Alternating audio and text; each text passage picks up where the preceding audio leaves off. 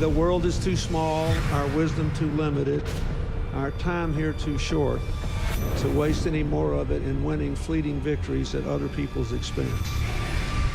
The Clinton Global Initiative, which brings philanthropists and CEOs together with nonprofits to make concrete commitments aimed at some of the world's toughest problems. Almost 10 years in, they have leveraged billions of dollars in assistance in more than 180 countries. CGI was designed to tackle big global challenges in bite-sized pieces, with the conviction that regardless of size or scope, our problems will yield to concerted action and innovative partnerships of individuals, NGOs, businesses, and governments.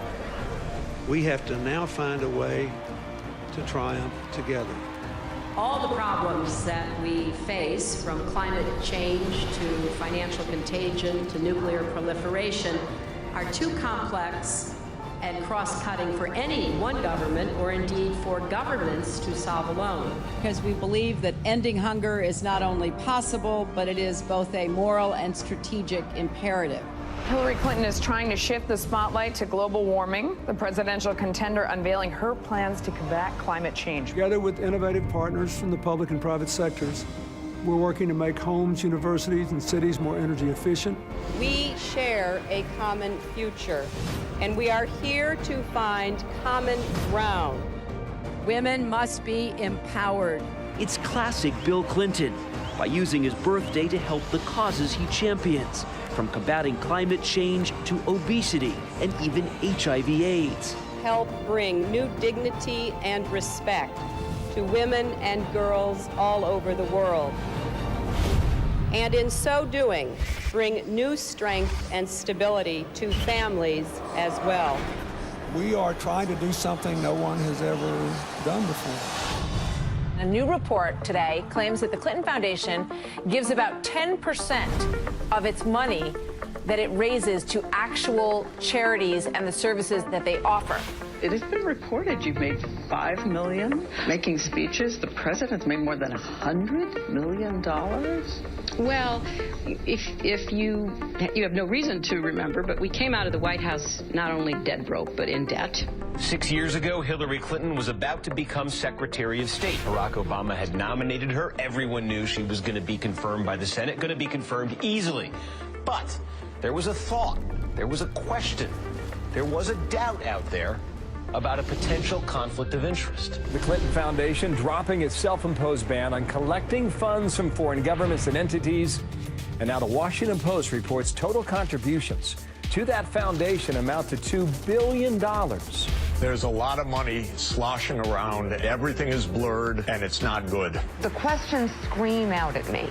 What in the world happened with the foundation and these ulterior motives and this money and the email server? I'm sorry. Those scream out at me. The amount of schmoozing involved and crossing lines and one person putting money in a foundation and then Clinton getting unbelievable amounts for his speeches, contracts going one way or another, it's not good. I look forward to working with all of you, particularly the appropriators. We have a lot of work to do, and it is such important work that lies ahead.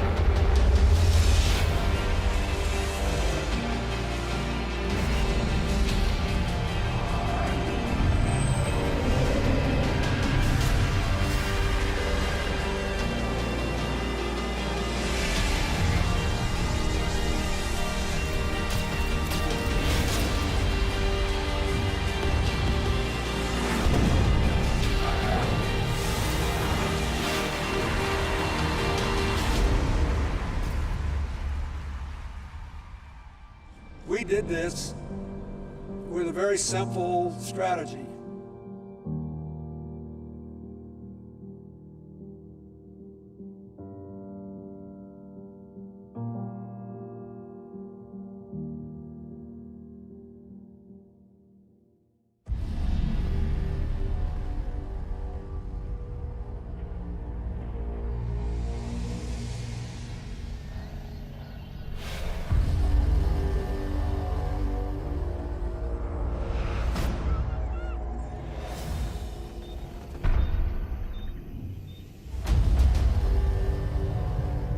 Africa is a continent that has been a chamber of horrors for decades.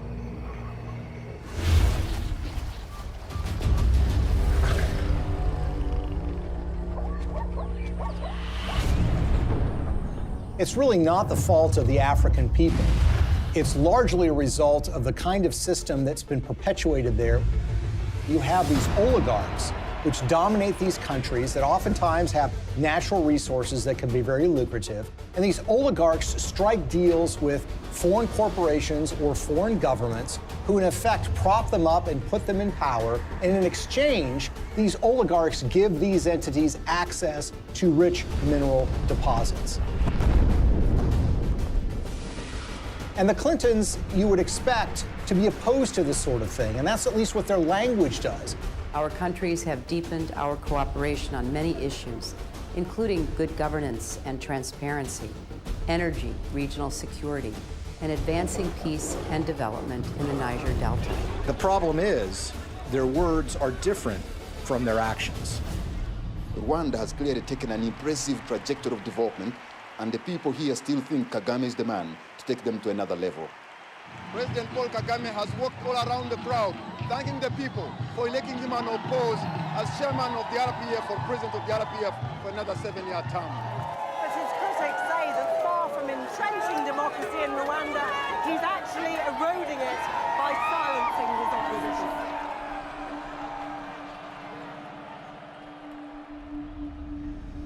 Paul Kagame has been praised by Bill Clinton and the Clinton Foundation. But the fact of the matter is Paul Kagame has a terrible human rights record. He's accused of aiding military operations in the neighboring Democratic Republic of Congo, and that actually forced the recruitment of child soldiers. The UN has identified him as being involved in activities that entailed massive human rights violations.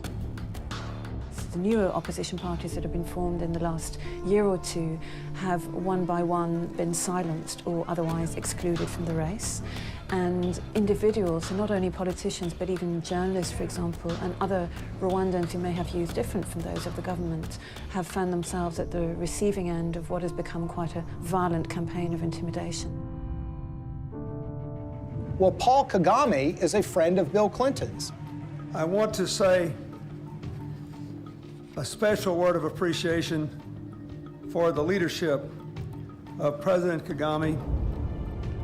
I'm greatly humbled to receive this Clinton Global Citizen Award. He's actually given awards by Bill Clinton for his conduct as the leader of that country, and they regale him as a great military leader. This is the sort of legitimization that we don't want of these kinds of dictators and leaders. That's the kind of legitimization that the Clintons have engaged in. And they've done it in a way that creates commercial opportunities for donors and friends and allies who want to do business in Africa.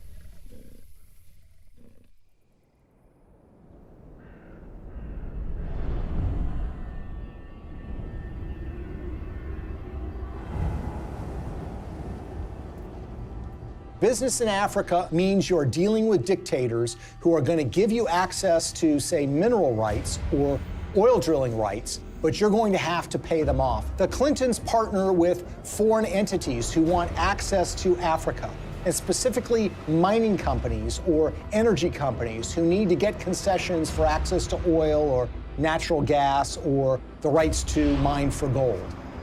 Those two make a powerful alliance because these companies will give money to the Clintons, either in the form of speaking fees or in the form of donations to the Clinton Foundation. And the Clintons will then, in effect, do their bidding before the halls of power and corridors of power in Africa. And they will go to foreign governments and encourage them to do business with individuals who are putting money in their pocket. And this leads to some amazing fits of behavior that, in a way, are just reminiscent of 19th century colonialism.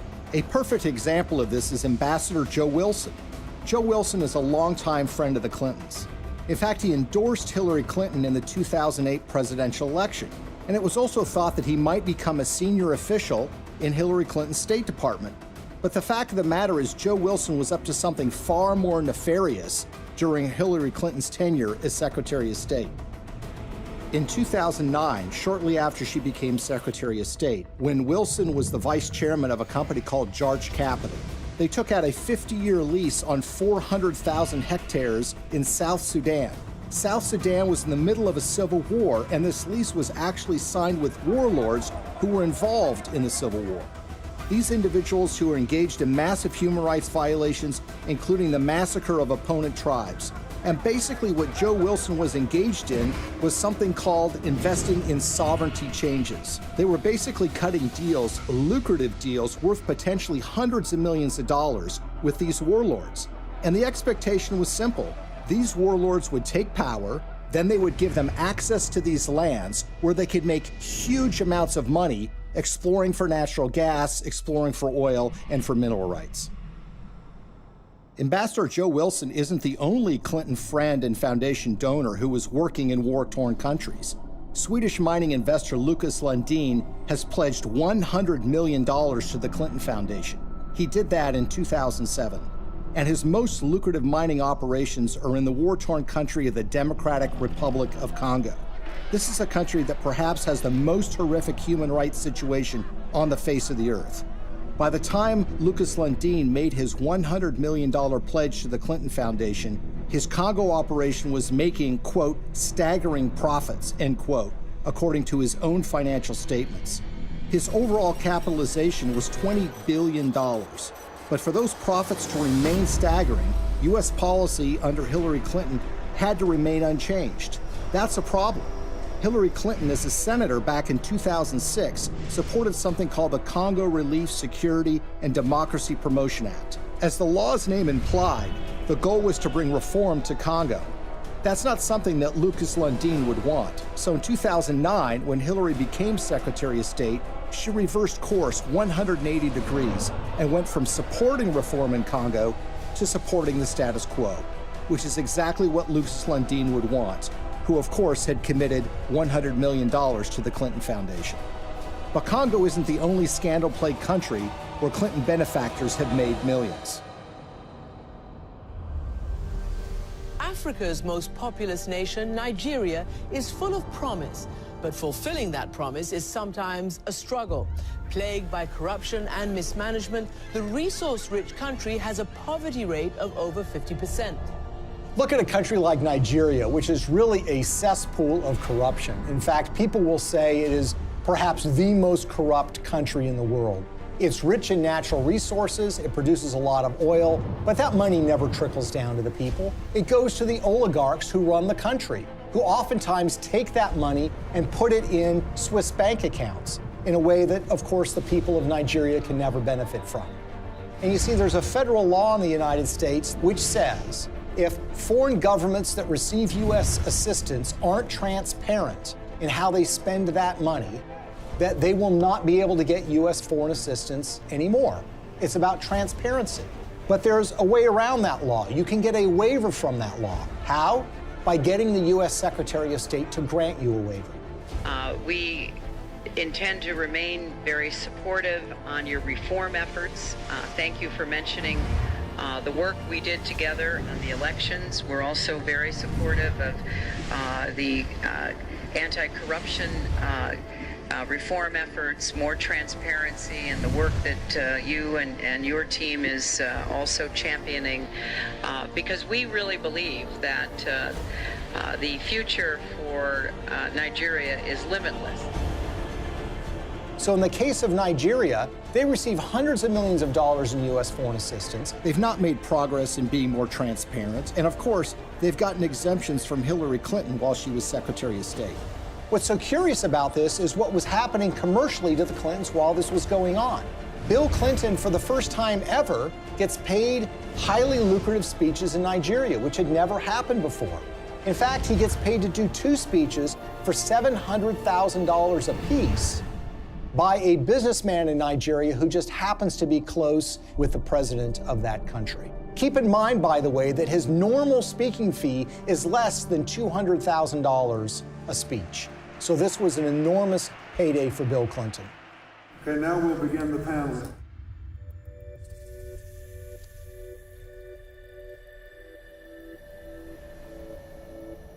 One of the pinnacles of power in that country is a gentleman named Gilbert Chagoury.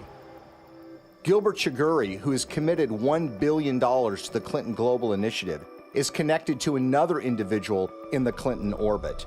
That would be Mark Rich, the billionaire who was on the FBI's 10 most wanted list that was suddenly and surprisingly pardoned by Bill Clinton in 2001. Mark Rich, you might recall, is somebody who was trading oil with the Ayatollah Khomeini of Iran at the same time that the Ayatollah was holding 50 Americans hostage. He also had a long history of busting UN sanctions by trading oil with the apartheid regime in South Africa and a whole host of other nefarious governments. Well, Gilbert Chagoury, the high Clinton donor, was business partners with Mark Rich. Together, they sopped up oil assets in Nigeria and sold them on the oil market for the benefit of a corrupt individual who was leading Nigeria at the time, named General Abacha. Abacha smuggled, by some estimates, $4 to $8 billion out of the country and put them in European bank accounts. Gilbert Chagoury was indicted and convicted in Europe for helping him to do that. He was charged for aiding and abetting a criminal enterprise and on money laundering charges. And the suffering that ends up being done here is by the people of Nigeria, who see their leadership getting a pass from the United States. The elites in those countries are getting rich, the Clintons are getting rich, and the money somehow never trickles down to the people of Nigeria. Sadly, this theme of resources not trickling down to those most in need is a common one when it comes to the Clintons.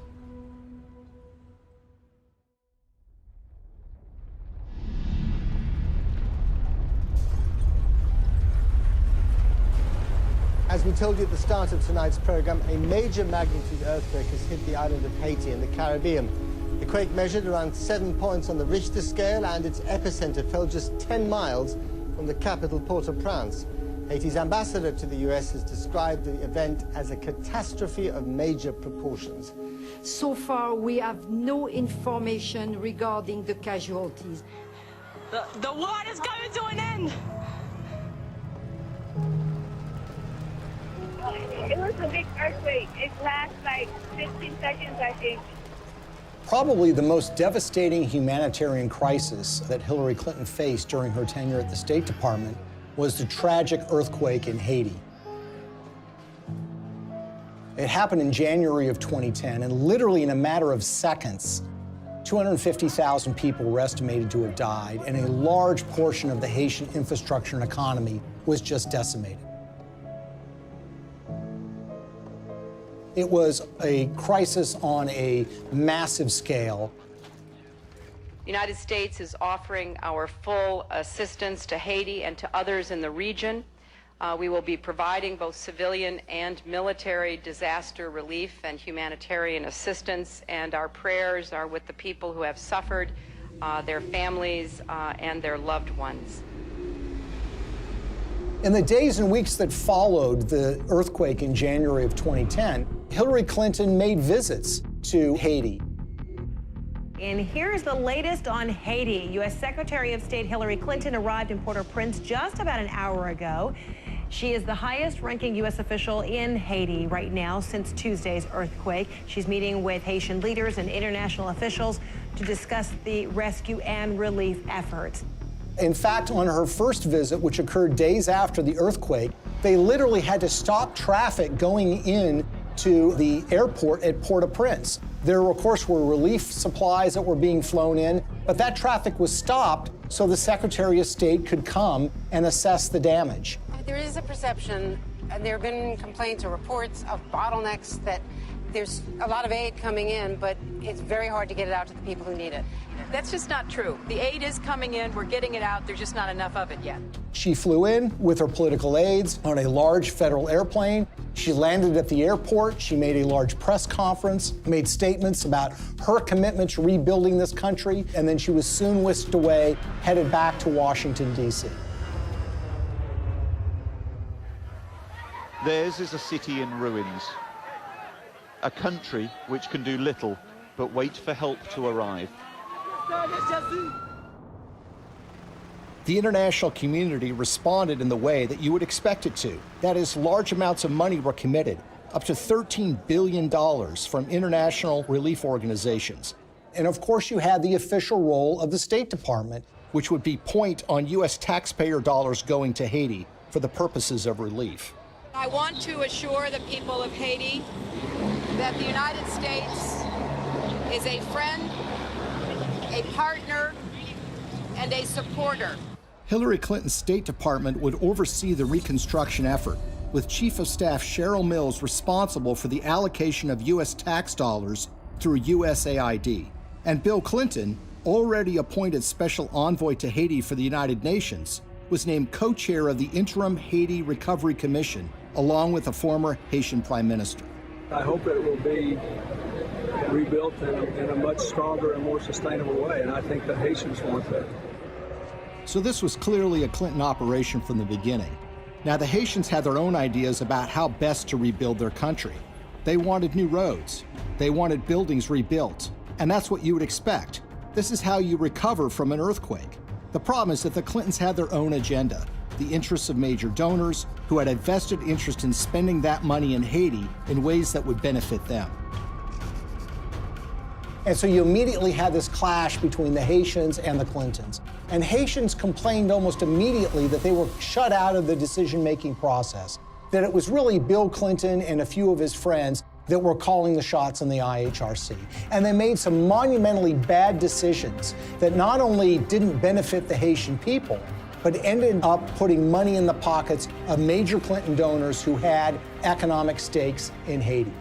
We have been united behind a single goal: making investments in this country's people and your infrastructure. So it's a classic example of what some people call disaster capitalism. Disaster capitalism in that a natural disaster creates opportunities for rebuilding to take place, but also for self-enrichment to take place. And if you look at the Clintons and the promises that were made and the results that actually followed, it is a tragic story of crony capitalism gone awry.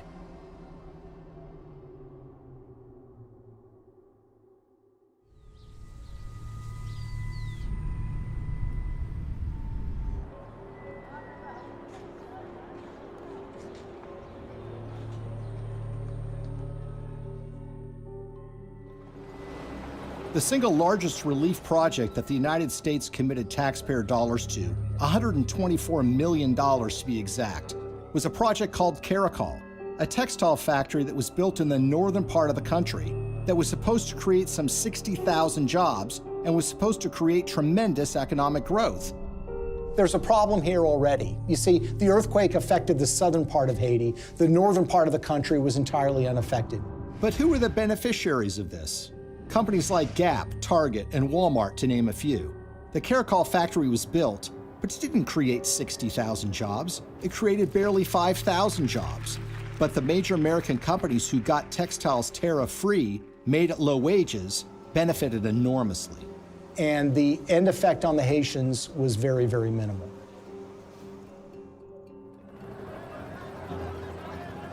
If you look at some of the infrastructure projects that were undertaken, the Clintons had very grand plans to build large tracts of homes, and there were contractors that were selected for those projects. Sometimes the contractors had experience, sometimes they did not. There's one company in Florida that spent $1 million getting equipment into Haiti. They had experience in disaster relief, but according to the owners of that company, they only made a small donation to the Clinton Foundation. And guess what? They didn't get any relief contracts. On the other hand, the contractors who did win the awards were given the opportunity to build homes, and in some instances were supposed to build tens of thousands of homes for Haitians. They ended up building a fraction of that. For instance, the New Settlements program was supposed to build 15,000 homes for $53 million. Instead, it built 2,600 homes, less than a quarter of the original estimate, for $90 million, or $47 million over budget. And they got away with it. So you had contracts going to these relief organizations that were also involved with the Clinton Global Initiative.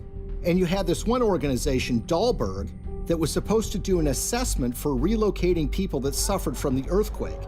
They determined that people should be moved to a site that happened to be on a cliff that was highly unstable. USAID's Inspector General reviewed Dahlberg's recommendations and found them basically unusable. One member of the USAID shelter team was quoted by Rolling Stone magazine as saying that the recommendations were so bad, it looked like the team never even got out of their SUVs. Another person said that only one of the people that was sent to Haiti by Dahlberg actually spoke French. Telecom mogul Dennis O'Brien is one of the world's richest people, and he's finding opportunities in the poorest country in the Western Hemisphere. The Irish billionaire is the largest private investor in Haiti through his company Digicel, and he's now leading the Clinton Global Initiative efforts down in Haiti. Probably no one came out better in the Haitian reconstruction effort than an Irish billionaire named Dennis O'Brien. He was a Clinton Foundation donor, giving them between $5 and $10 million. He helped arrange speeches for Bill Clinton, too. The interest of the Obama administration, particularly the former Secretary of State Hillary Clinton, all the different things that have happened to help Haiti get up off the floor have been led by the U.S. And he was the owner of something called Digicel, which is a cell phone company at the time of the earthquake. As part of that relief effort, the State Department run by Hillary Clinton wanted to fund a mobile money transfer service that would allow Haitian citizens to transfer and receive money on their phones. Well, Digicel applied to be the recipient of that grant money. 4 weeks after their application, Digicel actually sponsored a speech for Bill Clinton in Jamaica, and they paid him $225,000. And as it turns out, within 4 months of that speech, Digicel would receive the first installment of that grant money. The earthquake actually has been great for Digicel and Dennis O'Brien. More than 4 years since a magnitude 7.0 earthquake devastated Haiti, and outrage there is growing over the largely failed reconstruction effort, despite the hundreds of millions of dollars in aid that has been collected and spent by the IHRC, the Interim Haiti Recovery Commission. So whether you're talking about housing or cell phones, you see that the people that are closest to the Clintons have made out very well from the Haitian earthquake. The rest of the country, the ordinary people of Haiti, not so much. Haitian activists staged a protest outside Hillary Clinton's Manhattan office. The demonstrators claim billions of dollars were stolen through the Haiti Reconstruction Commission headed by Bill Clinton. They also say Haiti was used as a cover for foreign governments to funnel kickbacks of possibly hundreds of millions of dollars through the Clinton Foundation. They say it was done in exchange for favors that Hillary was doing for them as Secretary of State. The tragedy is we had an opportunity to rebuild in a way that would give the people of that country hope. Sadly, that opportunity was squandered, and what took place, rather than rebuilding Haiti, was the self-enrichment by friends of the Clintons. For all of Bill Clinton's talk about building Haiti back better, the fact remains that the most visible evidence of Clinton's role in the recovery isn't the improvement of daily life for everyday Haitians, but the construction of new luxury hotels just miles from the folks who have been living in tarps USAID handed out immediately after the earthquake. We are telling the world of the crimes that Bill and Hillary Clinton are responsible for in Haiti. But while the world eventually lost interest in Haiti's recovery, the influence and connections afforded to donors from the Clinton Foundation appear to have been lessons learned by others. So how much do connections to the Clintons matter when you're talking about Haiti? Consider the case of gold mining. The government of Haiti had not granted a gold mining concession in 50 years. They decided to do so during the reconstruction of their country, which was being overseen by Bill and Hillary Clinton. What company did they select to get this gold mining permit? A company called VCS Mining. VCS Mining had very little experience in gold mining, but what did they have? They had connections. Shortly after they got that concession, someone joined their board of directors. It just happened to be Tony Rodham, brother of Hillary Rodham Clinton. It was a true disaster that followed the earthquake, which was the natural disaster. This was the man-made Clinton-caused disaster in relief that led to the wasting of enormous sums of money, the enrichment of elites that were friends with the Clintons, and the Haitians were left in a situation where their life was really not much better than it was the day after the earthquake happened.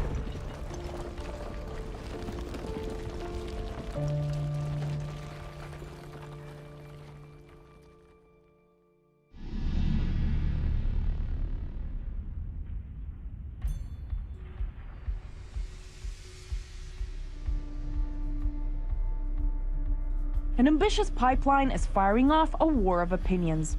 Environmental activists marched in Washington today to protest plans for the Keystone XL oil pipeline. A $7 billion project to transport 800,000 barrels of tar sands oil a day from Canada down to the Gulf Coast. In Washington, a showdown on the Senate floor today over the Keystone XL pipeline. The vote to approve the controversial project has big political implications. The pipeline would create 20,000 jobs, but opponents say the environmental risk is too great. One of the touchstones of the climate change debate has been the Keystone XL pipeline. It's designed to carry oil from Canada through the United States to refineries in Louisiana and in Texas. The environmental movement has wholeheartedly rejected this deal from the beginning because they believe that it's going to further contribute to the problems of climate change. Pipeline. 1. We are the people. 2. You can't ignore us. 3. Now, you would think that the Clintons would be opposed to the Keystone XL pipeline deal because of those concerns. And perhaps they might be, except for one or two problems, or should I say 1 or 2 million problems. You see, when Hillary Clinton became Secretary of State in late 2008, there was already an issue related to the Keystone XL pipeline sitting on her desk. She was going to have to sign an environmental and economic impact statement and decide whether the Keystone XL pipeline should go forward.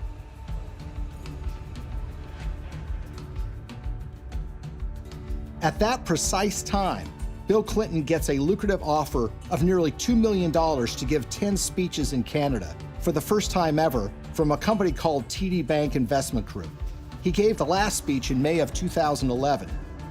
3 months later, Hillary's State Department releases an environmental impact statement that was seen as largely supportive of the Keystone XL pipeline in a way that was massively controversial. Hillary Clinton, in effect, was betraying the environmental movement by greenlighting this deal, when she had in her hands the power to kill this deal in its crib. It was shocking. Organizations like Greenpeace and Friends of the Earth were stunned. They wanted investigations, but everybody was mystified. Nobody could understand why Hillary Clinton would sign off on this deal, particularly when she had been in favor of dealing with climate change, and her boss, Barack Obama, by all indications, seemed to be opposed to this deal as well. It's also a time for a new approach to climate change. We know we've got to deal with global warming. We're seeing the effects of it. We need to invest in clean energy technology today so that we can create new high-paying jobs to protect our environment, to grow our economy, and to finally break our addiction to foreign oil.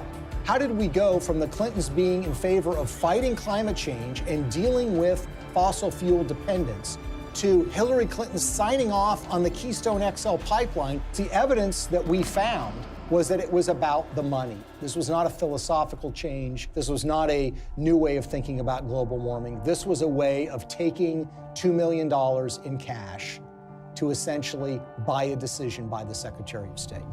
Why is the TD Bank Investment Group so interesting? Because they just happen to be one of the largest shareholders in the Keystone XL pipeline itself.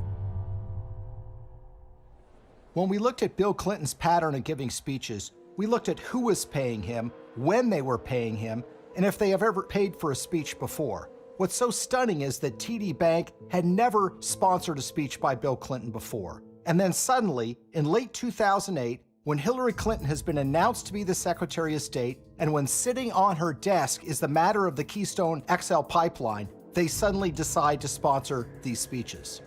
And when people realized that the Clintons had pocketed about $2 million at the precise time Hillary Clinton was making this decision, it all now suddenly made sense. Because as we've seen repeated over and over and over again, when it comes to the Clintons, you have to follow the money. And in the case of the Keystone XL pipeline, they seem to have abandoned their principles, their commitment, as it was, to combating global warming and dealing with our dependence on fossil fuels. They jettisoned that when $2 million showed up and suddenly came out in favor of the Keystone XL pipeline. When you see this sort of pattern of behavior, you can't come to any other conclusion that it's a system of pay to play. And again, other entities appear to have picked up on this business model too. Well, Bill Clinton has been paid enormous sums of money over the years to give speeches. On average, he gets a little less than $200,000 per speech. But something happened in late 2008. his speaking fees skyrocketed after he'd been out of office for years. The reason was his wife had become Secretary of State. In fact, 11 of the 13 speeches for which Bill Clinton has been paid $500,000 or more occurred precisely when Hillary was the most powerful diplomat in the world.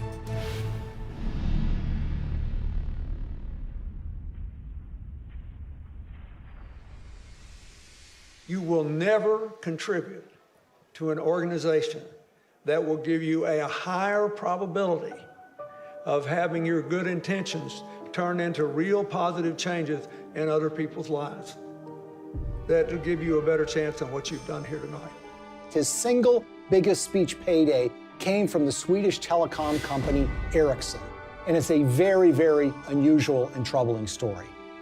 Now, Ericsson is a Swedish telecom company that in 2009 and 2010 was in trouble with Hillary Clinton's State Department because Ericsson was selling a lot of telecom equipment to Iran, to Belarus, and to other oppressive governments, about which the State Department was concerned.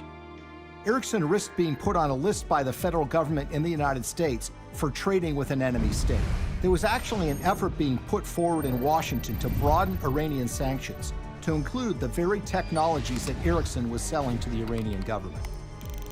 So it's against this background that Ericsson decided now might be a good time to hire Bill Clinton to give a speech. They had never paid for a speech by him before, and they decided to go in big, $750,000 for a single speech.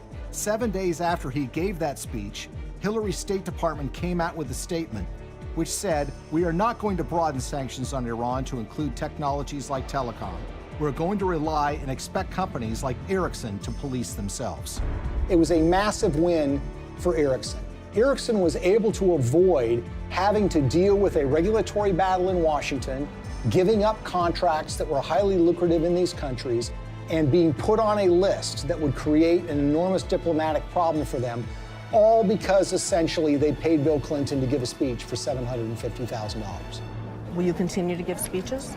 Oh, yeah. I got to pay our bills.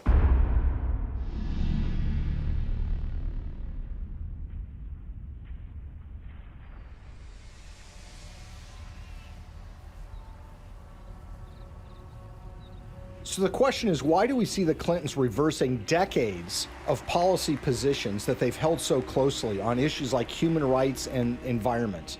And a big clue comes from the folks that are giving the Clinton Foundation literally tens of millions of dollars. And one, if not the biggest donor to the foundation, is a Canadian named Frank Giustra.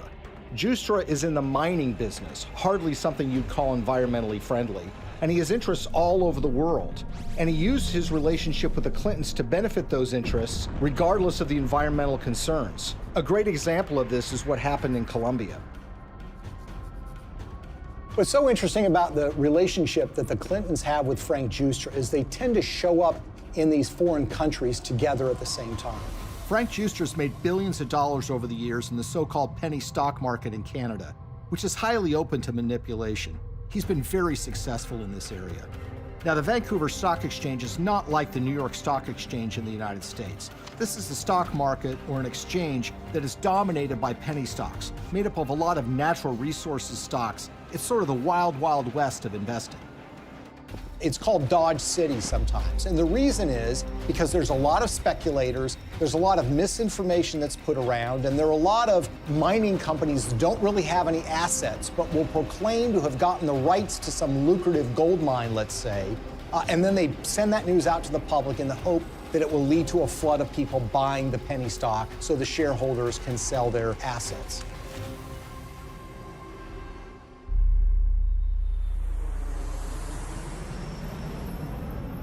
So in June of 2010, Bill Clinton and Frank Giustra fly to Bogota, Colombia. And who arrives there at roughly the same time? Secretary of State Hillary Clinton. The big thing from the news conference was where Bill and Hillary were dining the other night in Bogota. I had a chance to talk to her about her dinner experience in the Zona Rosa, and here's what she had to say. Dinner was good? It was excellent in every way. So it was like eating in the States, but eating in Bogota. Well, it was a real treat to be in Bogota and to be with people who love this city so much, including my husband. Now, in her memoirs, Hillary Clinton says that this is just a happy coincidence. But when you see what follows, you realize that this is no coincidence. The following morning, Bill Clinton has a breakfast meeting with the outgoing president of Colombia, President Uribe. Then, like a tag team, Secretary of State Hillary Clinton has a noon lunch meeting with him, and she grants him several favors, including technical agreements that the Colombian government wants. In the days that follow, something dramatic happens. Frank Giustra has 3 companies that get major concessions from the Colombian government: Pacific Rubiales, Petroamerica, and Prima Colombia Properties. One of those, Prima Colombia Properties, gets a concession to cut timber in a rainforest in Colombia along the Pacific coast. And that timber is not intended to export to the United States, but is intended for export to China. There's an outrage and upset environmentalists who realize what's going on, and eventually that permit is yanked by a future president of Colombia, but not before Frank Giustra's company is able to profit from cutting down these rainforests, which again is a behavior that runs so contrary to what the Clintons profess to be in favor of. We all know that in order to build low-carbon economies of the future, we need sustainable forests. I also know the future of our planet depends on healthy, standing forests. They have talked about the problems of deforestation. They've talked about the problems of the need for successful growing forests to mitigate carbon dioxide in the air. And yet, when this commercial opportunity was presented to a major donor of theirs, they seemed to be very much supportive of that and, in fact, helped to get him those concessions. He deserves the credit for this. This was his idea, not mine, and he raised the money. And it's an astonishing achievement. My job is to make sure that it's not in vain, that he gets the return on his investment and his compassion and his commitment. The Clintons appear to have changed their stance on issues even more significant than the environment, in ways that benefit those who have put money in their pockets.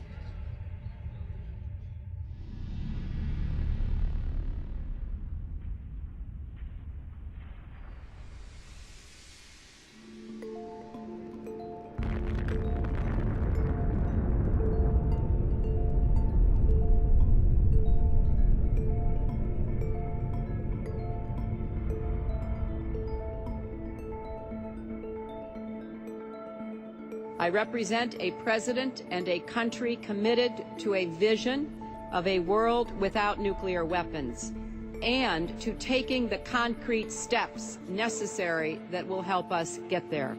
The Indian nuclear deal, I think, is so troubling because this is a core national security issue. One of the signature achievements in foreign policy for Bill Clinton was pushing the Test Ban Treaty and the Non-Proliferation Treaty.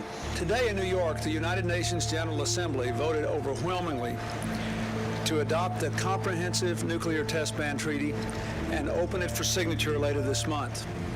The NPT has been sort of the holy grail when it comes to nuclear disarmament, something that the Clintons have been supportive of, not just for years, but for decades. That was all thrown asunder in 1998 when the Indian government tested nuclear weapons underground. India's action threatens the stability of Asia and challenges the firm international consensus to stop all nuclear testing. These were tests that truly shocked the world. Even the CIA was not aware that these tests were about to take place. Clinton's reaction was volcanic. He felt betrayed by the Indian government, and as a result, he imposed sanctions on India, essentially saying, you're not going to get access to U.S. nuclear technology until you sign the NPT, the Non-Proliferation Treaty. In 2005, the Indian government wanted to get these sanctions lifted. Not only do they have an interest in expanding their civilian nuclear base, they live in a neighborhood where some pretty tough customers and rivals have nuclear weapons themselves. First of all, you've got Pakistan, which is right next door, which is widely believed to have nuclear weapons. And then you have China, a longtime rival of India, which has a nuclear arsenal. The Clintons said that they were in favor of giving the Indian government some access, but the problem is it didn't go nearly as far as the Indian government wanted. So in 2005, they started making donations to the Clinton Foundation. This morning, yet another shady donation to the Clinton Foundation has surfaced, this time tied to a donor from India, apparently a friend of Bill Clinton. We're talking about tens of millions of dollars from Indian interests flowing into the Clinton Foundation. And we're talking about at least hundreds of thousands, if not millions of dollars in speeches that Bill Clinton was paid by interested parties in the Indian nuclear deal. Amar Singh, according to Clinton disclosures, has given between $1 and $5 million to the Clinton Foundation in the push to get them to support Indian access to nuclear technology. He's a member of parliament who has gotten in fistfights on the floor of the parliament, who's been charged with bribing members of parliament to get certain pieces of legislation passed. You see, the problem is when you ask Amar Singh, he says it wasn't my money. I don't have that kind of money. I couldn't have given him that amount of money. And in fact, when you look at Indian public records, you see that Amar Singh doesn't have a net worth anything close to being able to give that amount of money. So where did the money come from? Well, sometimes the most obvious answer is the correct one. Sant Chantwal is an Indian businessman who has been close to the Clintons for years. He pledged to raise $5 million for her 2008 presidential campaign. And Bill Clinton was at his son's wedding. They actually named him as a trustee of the Clinton Foundation. When Hillary Clinton was first running for the Senate in 2000, Sant Chantwal was in trouble with a federal agency called the Federal Deposit Insurance Corporation. He basically owed them millions of dollars from unpaid loans.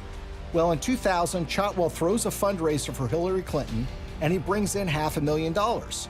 A few months later, with Bill Clinton still president of the United States, Sant Chantwal's case with the FDIC was abruptly settled for a mere $125,000.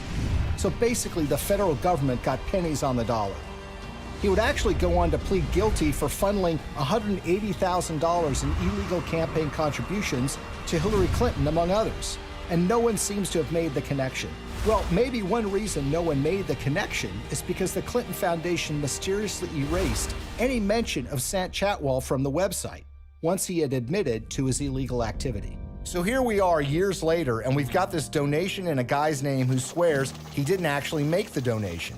And you've got this longtime Clinton benefactor who actually gets the highest civilian award in India because of his role in changing Hillary Clinton's mind on this nuke deal. Sant Chantwal says he's worked with everybody and even laid the foundation of the Indo-US nuclear deal. So the Indian government says that they've given you this award for your role in pushing the Indo-US nuclear deal forward. How exactly would you describe the role you played in this? Well, I can tell you Indian nuclear power deal. If you look at it, I'm the first one. I laid the foundation.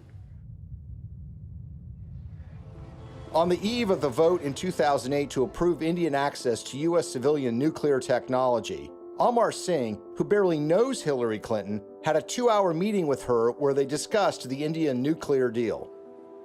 Amar Singh says that the dinner meeting resulted in her telling him that she was supportive of the deal and that she was making efforts to make sure that the deal did get through.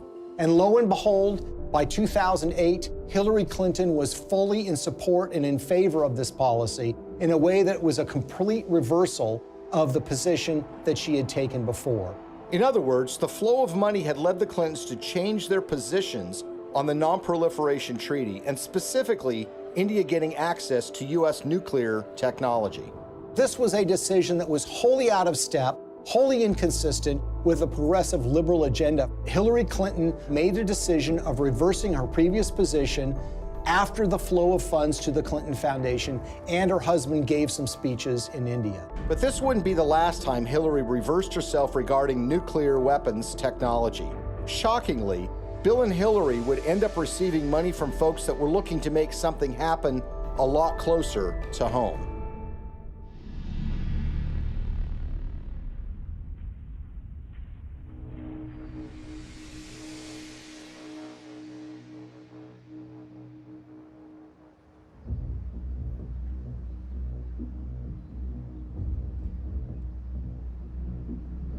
I think the Russian uranium story is perhaps the most shocking and most blatant example of how the Clintons operate. This is a story about the Russian State Nuclear Agency, American uranium, $145 million in cash, and the Clintons. At the end of the day, this is a story about buying influence and selling influence. The Clintons are the sellers of influence, the Canadian investors and the Russians are the buyers. Bill Clinton had gone to the Central Asian country of Kazakhstan in 2005 with Frank Giustra. Kazakhstan is a country that's been run since the collapse of the Soviet Union by a dictator named Nazarbayev, who shuts down political opposition and tortures political opponents. The ostensible purpose of the visit to Kazakhstan by Bill Clinton was to talk with Nazarbayev about AIDS HIV. The problem is Kazakhstan really does not have an AIDS HIV problem. So that explanation really doesn't make sense. What makes far more sense is that Frank Giustra wanted access to very lucrative Kazakh uranium mines. Kazakhstan is one of the largest producers of uranium in the world. Bill Clinton arrives there with Frank Giustra, and they have a series of meetings with Kazakh officials. There's a press conference where Bill Clinton stands with the dictator of Kazakhstan and he praises the human rights record. He praises that elections are being held in the country, and he even says that Kazakhstan should head up something called the OSCE, which is the Organization for Security and Cooperation in Europe. Think about that for a second. Bill Clinton is saying that a known human rights violator who's been condemned by human rights organizations around the world should head up a human rights organization. They go from a press conference to a dinner where Frank Giustra, Nazarbayev, the dictator of Kazakhstan, and Bill Clinton meet and talk. Well, 2 days after that meeting, Frank Giustra finally gets his uranium concessions worth hundreds of millions of dollars. A couple of weeks after that, Bill Clinton gets his $30 million from Frank Giustra, the first payment in what will become more than $100 million in pledges and commitments and donations made by Frank Giustra. So it's really, in a way, a simple story in that they all are walking away from the table with something that they want. Nazarbayev is getting the legitimacy of an ex-president, saying what a nice and kind leader he is. Frank Giustra gets his uranium concession, and Bill Clinton and his foundation get cold, hard cash. Now let's move to chapter 2 of this story, which is even more sinister. You see, the international uranium market is very competitive. The Kremlin sees dominance and control of the uranium market as a source of national power. Frank Giustra takes that uranium concession he got in Kazakhstan and puts it into a company in a so-called reverse merger, which was one way for a private company to go public to form something called Uranium One. It's a company traded on the stock market in Canada, and they start acquiring uranium concessions in places like Wyoming, Texas, New Mexico, and Utah. And by 2009, they have what is expected to be 50% of future uranium production in the United States. This gets the interest of Vladimir Putin and the Russian government. And in fact, there are State Department cables that were leaked through WikiLeaks, which show that Hillary was aware of the fact that the Russians took great care to try to dominate the international uranium market. Well, the Russians want to buy this asset, and they offer a 40% overprice on the share of the stock. And for this transaction to go through, it has to be approved by the U.S. federal government. Why? Because uranium is regarded as a critical industry in the United States. After all, this is used for our civilian nuclear reactors and goes into nuclear weapons. So it goes before the federal government, where it needs to be signed off by a series of federal agencies, including the Secretary of State, Hillary Clinton. As Hillary Clinton is contemplating this, shareholders in Uranium One, including Frank Giustra, have sent more than $145 million to the Clinton Foundation. The chairman of that company at the precise time is a guy named Ian Telfer, who is also making donations to the Clinton Foundation, as is Frank Holmes, who is another major Uranium One shareholder. And Hillary Clinton, who has a record of opposing precisely these kinds of deals, comes out and says, you know what, I think this is a good deal. Let's let Vladimir Putin take control of what is now 20% of U.S. uranium production. Bill Clinton and Hillary Clinton are the only figures in American politics who are willing to do this deal and who could actually pull it off. because they had a reputation that runs so contrary to what they're doing. I mean, this is what the Clinton Foundation does, right? This is what they talk about politically, their support for human rights, their concerns about proliferation, their concerns about issues related to Russian aggression. There's no doubt that when Putin came back in and said he was going to be president, that did change the relationship. We have to stand up to his bullying. And what's so interesting when you consider this uranium deal are the actions of a small Canadian investment firm called Salida Capital. Salida Capital, in 2010, as this deal was going down, committed to give millions of dollars to the Clinton Foundation, and they also sponsored a speech by Bill Clinton in Canada. Salida Capital is also the name of a wholly owned subsidiary of Rosatom. Who is Rosatom?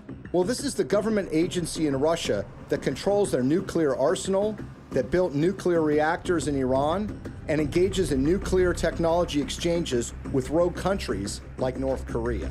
What this means, in essence, is that the Russian government, specifically Rosatom, was funneling money through a subsidiary directly to the Clinton Foundation. But the payday didn't end there. 4 months before Hillary Clinton's State Department would sign off on the Russian purchase of uranium-1, Bill Clinton got paid $500,000 to give a single speech in Moscow.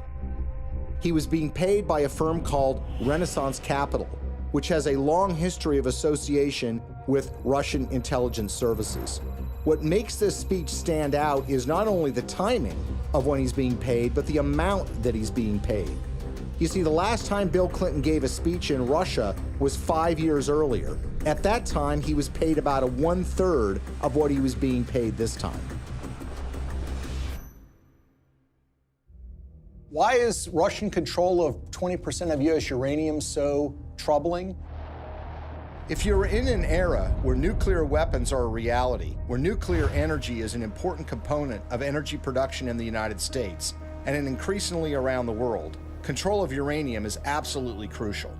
And unlike oil or natural gas can be found in so many places around the world, there are precious few places where you can find significant and large amounts of uranium that you can produce on a commercial scale. What we've essentially done is handed this precious resource to Vladimir Putin and the Russian government. They're not only engaged in aggression in places like Ukraine, but they've been very aggressive in fighting American interests around the globe. Russia's not an ally. Russia's not a friend. Vladimir Putin's Russia is a rival of the United States, and yet we've given them control over this precious resource. Uranium, the key mineral in nuclear generation, is a domestic resource. This is what's going to power America. I think a lot of people in Middle America would be surprised to know that the Russian government is doing business in places like Colorado or Wyoming or Utah. These are small mining towns. These are operations that have existed for a while, that have been under the control of American companies or for a while Canadian companies. But it's now Russian companies that control this, and those companies are controlled by the Russian government. Having read through the archives of the KGB, the files that they have been released, I can tell you that they look at the United States as weak and ineffectual. This is a thuggish government that is engaged in massive human rights violations. There are opponents of this regime that have been killed or have disappeared. There's been persecution of human rights organizations. There's been persecution of homosexuals. And it's shocking and stunning to me that there has not been more attention focused to this fact, that we have given this critical resource to somebody who is engaged in so much nefarious behavior. Greetings from Washington. I want to thank all of you for your work to root out corruption that weakens economic development, feeds black markets and organized crime, and undermines the promise of democracy. As we work together to eradicate corruption in our own countries, we should also maintain the highest standards of transparency and accountability in our development efforts around the world. Corruption in emerging markets and fragile democracies undermines the confidence of citizens and investors alike, while responsible governance helps to foster sustainable economic development and political stability. I believe in the oldest adage in American politics, which is follow the money. Enormous amounts of money have flowed to the Clintons. from foreign governments, foreign financiers, and businesses. Some of that money lands in their pocket. Some of it lands in their foundation. It's a pattern we've seen repeated over and over and over again all around the world. It's not a coincidence. Money exchanges hands and favors are done. Now Clinton friends and supporters will say there's no smoking gun. But look at American political history. People are convicted all the time for a pattern of behavior where, for example, they're engaged in insider trading on the stock market. So, for example, you have a foreign corporation or a foreign government that wants something from the State Department while Hillary Clinton is Secretary of State. They will make a large payment to the Clinton Foundation. That will be followed by favorable action on their behalf. If that happens one or two times, you might say, look, it's just a coincidence.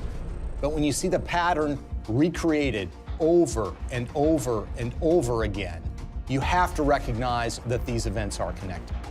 They've created a model for massive self-enrichment that allows you to go into so-called public service, but get extremely rich at the same time. And when friends and allies say that the Clintons aren't really that interested in money, their actions show otherwise. What's so shocking to a lot of people is that making of that money requires them to betray their progressive values, the environment, labor unions, women's rights, human rights.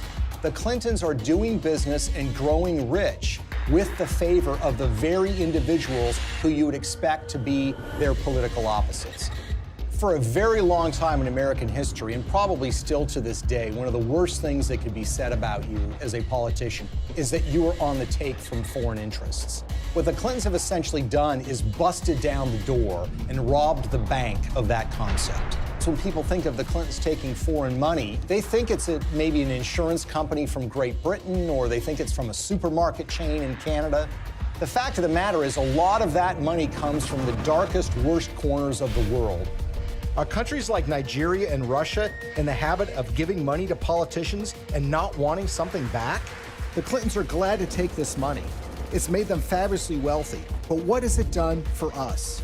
Before we had to worry about money from Wall Street and big labor. Now we have to worry about it coming from around the world and infecting our politics and damaging our politics, everything from our uranium policy to our human rights policy. Nothing seems to be safe anymore. How is this not corruption? How is this not a crime? With the Clintons, nothing is sacred. Everything is for sale.